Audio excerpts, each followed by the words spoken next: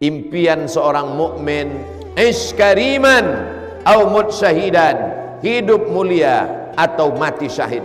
Kalau hidup, hidupnya mulia. Kalau mati, matinya mati syahid. Jangan pernah mundur, jangan pernah merubah diri. Yang berubah adalah akidah. Yang sebelumnya menyembah Lata, menyembah Uzza, menyembah batu dan berhala, berubah menjadi menyembah Allah. La ilaha illallah Muhammadur Rasulullah. Begitulah sahabat Nabi dulu.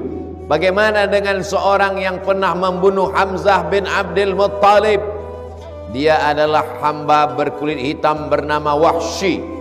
Pada saat perang Badar dia mengintip sahabat Nabi, paman Nabi bernama Hamzah bin Abdul Muttalib, karena dia dijanjikan oleh tuannya kalau berhasil membunuh Hamzah maka dia akan dibebaskan.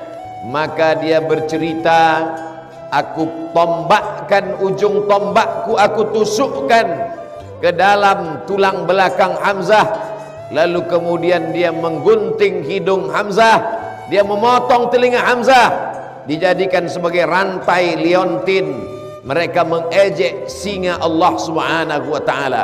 Mereka mengejek sahabat Nabi yang sekaligus paman Nabi Muhammad sallallahu alaihi wasallam. Hari berganti, musim berubah.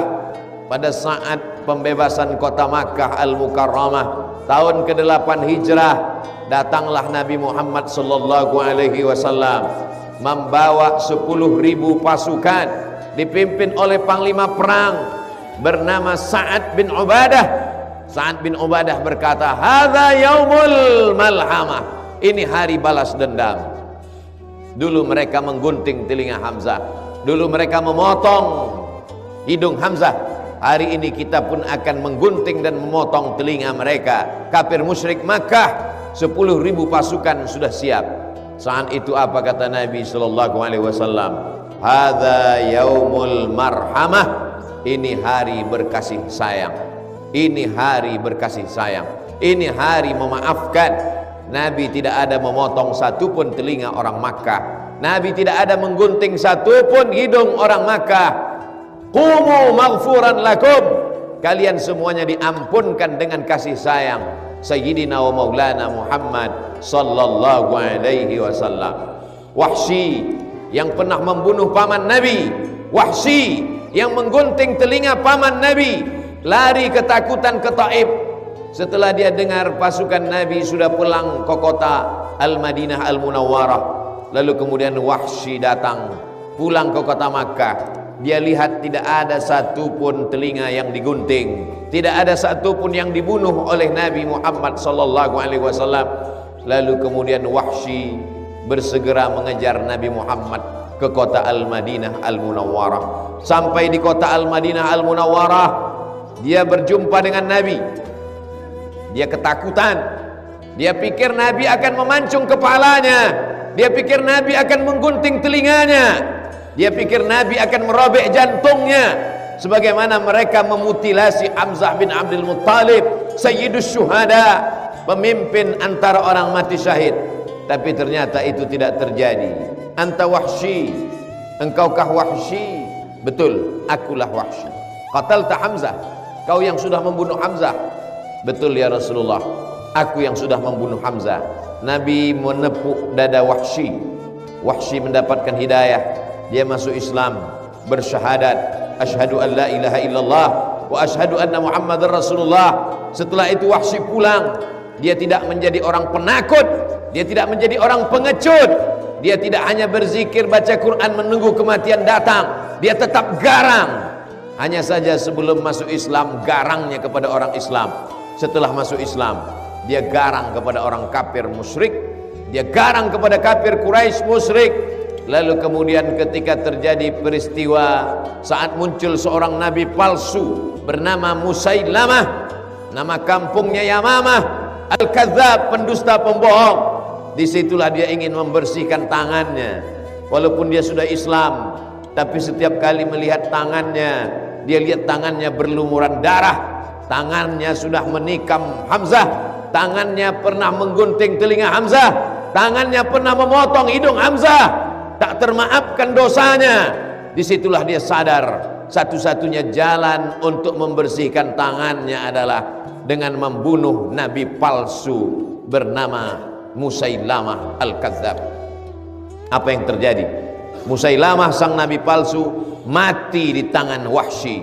Taubat tidak cukup hanya dengan astaghfirullah, masuk Islam tidak cukup hanya sekedar asyhadu an la ilaha illallah. Kalau dulu kau garang membunuh sayyidus syuhada, setelah kau masuk Islam tanganmu mesti dibersihkan. Maka Wahsy membunuh nabi palsu bernama Musailamah Al-Kadzab, pendusta, pembohong, penipu.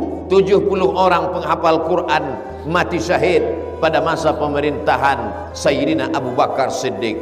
Setelah nabi palsu Musailamah Al-Kadzab mati, apa kata Wahsy? Tanganku ini pernah berlumuran darah karena membunuh orang paling baik, Hamzah bin Abdul Muttalib, tapi kemudian aku tebus. Tanganku ini juga pernah berlumuran darah karena membunuh orang paling jahat, nabi palsu Musailamah Al-Kadzab. Kalau sebelum taubat berbuat zina, makan haram, maka setelah hijrah, setelah taubat, setelah masuk Islam, jangan tinggalkan bisnis, jangan tinggalkan kekuasaan, jangan tinggalkan kehebatan, jangan tinggalkan semua yang baik, tapi tinggalkan perbuatan jahat. Tetaplah menjadi bisnismen yang luar biasa, menolong agama Islam. Allah bangga melihat orang-orang yang menolong agamanya. Makanya Nabi pernah berdoa, Allahumma a'izzal Islam bi Umarain. Ya Allah, kuatkan Islam ini dengan 2 orang Umar. Waktu itu di kota Makkah ada 2 orang Umar yang hebat. Yang pertama Umar bin Khattab, juara bertahan gulat. Setiap tahun diadakan gulat di pasar Ukas, berkumpul semua pegulat, dan pemenangnya adalah Umar bin Khattab. Nabi ingin Islam ini kuat, maka Nabi berdoa, kuatkan Islam ini dengan Umar bin Khattab. Tapi ada satu lagi Umar, Umar bin Hisham. Umar bin Hisham orang kaya, Umar bin Hisham darah biru, Umar bin Hisham orang terpandang, namanya Umar bin Hisham. Mereka memanggilnya Abu Jahal. Ya Allah, kuatkan Islam ini dengan Umar bin Khattab atau Umar bin Hisham. Apa yang terjadi? Allah memilih Umar bin Khattab. Umar bin Khattab memilih hidayah Islam. Umar bin Khattab masuk Islam. Sebelum Umar bin Khattab masuk Islam, tak ada orang yang berani baca Quran dengan suara keras. Tapi setelah Umar bin Khattab masuk Islam, semuanya tunduk, semuanya patuh. Orang-orang kafir musyrik menjadi segan karena dia masuk Islam. Begitu jugalah hendaknya ketika orang yang dulu tidak peduli pada Islam, memusuhi Islam, setelah masuk Islam, setelah bertaubat, setelah berhijrah, peduli kepada Islam. Preman-preman yang dulu disegani sebelum masuk Islam, sebelum taubat, setelah bertaubat, maka dia peduli kepada masjid, peduli kepada Islam, sehingga orang segan. Allahumma a'izzal Islam, tolong agama Islam ini ya Allah, bi Umarain, dengan 2 Umar, Umar bin Khattab atau Umar bin Hisham. Begitulah Allah subhanahu wa ta'ala memuliakan. Jangan hinakan diri dengan menghinakan Islam, jangan jatuhkan diri dengan menjatuhkan Islam.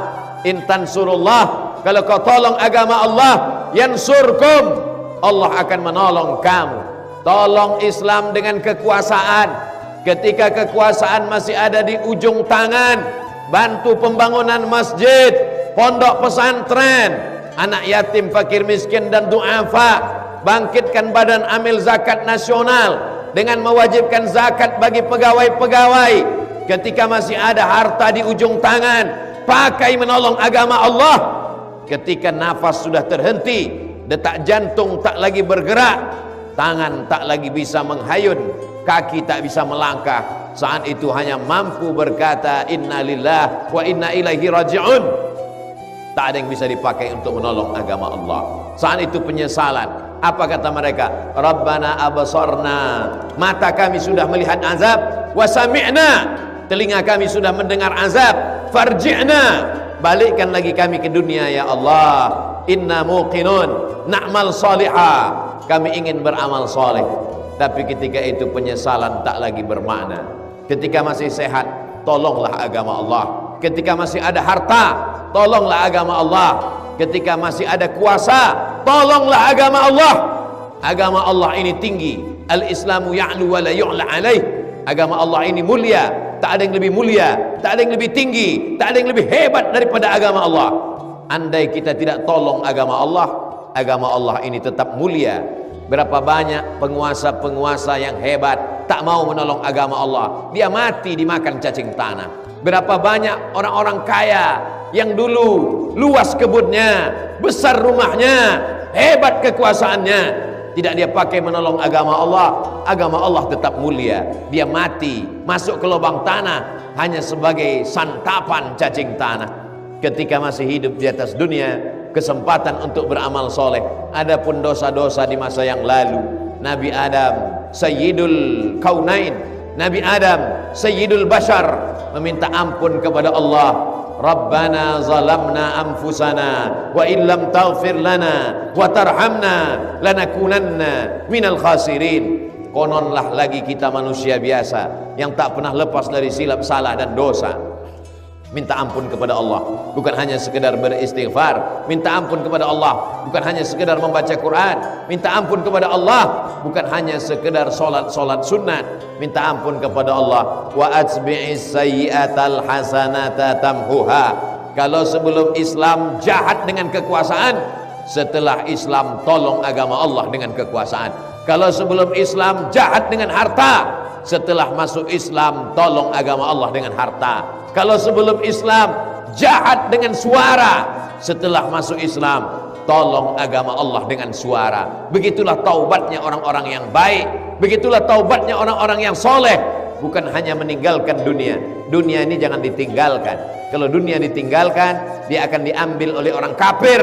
Kalau dunia ini ditinggalkan, dunia ini akan diambil oleh orang munafik. Kalau dunia ini ditinggalkan, dia akan diambil oleh orang zalim. Dunia ini mesti direbut sebagaimana Sayyidina wa Maulana Muhammad sallallahu alaihi wasallam merebut. Dunia ini mesti direbut sebagaimana Abu Bakar Siddiq merebutnya dari Musailamah Al-Kadzab, sebagaimana Umar bin Khattab merebutnya dari penguasa Persia, penguasa Romawi, sebagaimana Sayyidina wa Maulana Muhammad sallallahu alaihi wasallam Sayyidul awwalina awwal akhirin, Sayyidul kaulaini, Sayyidul kautsaini, Sayyidul kaunaini as-saqalain, berhasil merebut karena pertolongan Allah Subhanahu wa taala. Bagaimana Muhammad Al-Fatih merebut Konstantinopel, bagaimana Jabal Tariq merebut Andalusia, bagaimana Salahuddin Al-Ayyubi merebut Mesir dari tangan Fatimiyun. Mereka adalah orang-orang yang mengambil kekuasaan demi untuk menolong agama Allah Subhanahu wa taala. Salahuddin Al-Ayyubi 1000 tahun yang lalu merebut Al-Azhar, sampai hari ini mengalir pahalanya. Muhammad Al-Fatih merebut Konstantinopel, berubah kota itu menjadi Istanbul, masjid tegak berdiri, sampai hari ini dia mendapatkan pahalanya. Jabal Tariq, Gibraltar, Tariq bin Ziyad, sampai hari ini mendapatkan pahalanya. Ada satu yang tak putus dengan kematian. Orangnya boleh mati, jasadnya terkubur di dalam tanah, tapi pahala terus mengalir. Jangan sampai kematian memutuskan amal. Di antara yang mendapatkan amal mengalir, orang-orang kaya. Orang kaya yang punya harta, dia bisa menolong agama Allah dengan membangun masjid, pondok pesantren, mengalir pahalanya sampai hari kiamat. Penguasa-penguasa dengan kekuasaannya, dengan APBN-nya, dengan APBD-nya, dengan tanda tangannya, bisa mendapatkan amal mengalir sampai hari kiamat. Yang tidak ada kekuasaan, yang tidak ada harta, tapi punya anak, maka anakmu pun juga akan menjadi amal mengalir. Didik dia menjadi anak yang soleh. Yang tidak punya anak, tidak punya kekuasaan, tidak punya harta benda, ingin juga mendapatkan amal mengalir, didiklah orang. Walaupun kau bukan kiai, bukan tuan guru, bukan ustadz, bukan profesor, ajarkan orang kebaikan. Ajarkan anak-anak kecil mengaji dari maghrib ke isya. Ajarkan mereka Iqra, ajarkan mereka Al-Fatihah. Mereka akan sholat 17 kali dia baca sehari semalam, mengalir juga pahalanya. Walaupun kau hanya guru mengaji, dengan ilmu, dengan harta, dengan kuasa, dengan anak, mendapatkan amal mengalir. hidup singkat, sementara malaikat maut datang, sementara nafas berhenti, jantung tak lagi berdetak. Ketika dipakai untuk menolong agama Allah, sesungguhnya kita sedang menolong diri kita sendiri.